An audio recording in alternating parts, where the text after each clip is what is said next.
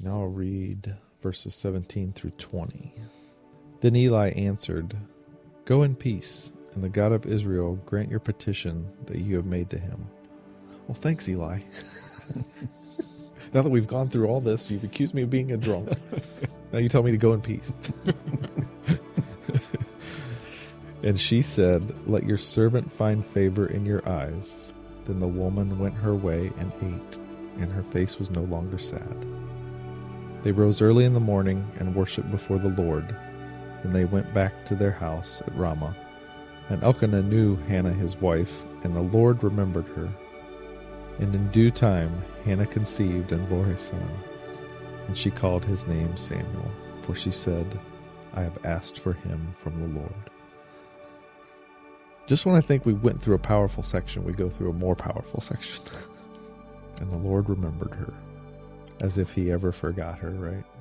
But how often we see that in the Bible? God says that to Rachel in Genesis. He says that he remembered her, and then she became pregnant.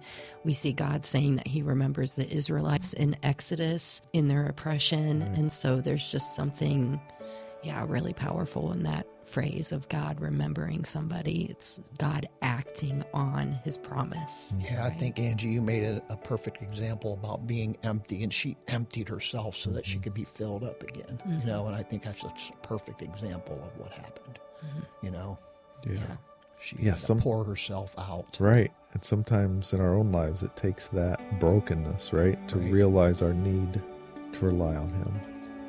There's this asking too. Once again, it takes me back to the Sermon on the Mount, Matthew 7:7. Ask and it will be given to you. Seek and you will find. Knock and it will be open to you. Just this concept of constantly going to God and requesting from God instead of toiling and trying to do things on your own, in your own power, which directly speaks, I think, to weariness.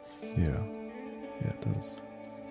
I mean, I think throughout the scripture, she's faithful, faithful to God. Yeah, she hasn't given up. No, she's never given up, but until she broke herself down in front of God and the priest, that's when it happened.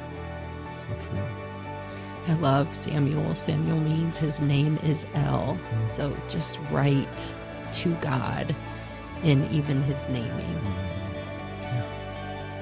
Called his name Samuel, for she said, "I have asked for him from the Lord." Anything else on that section before I jump into this big chunk?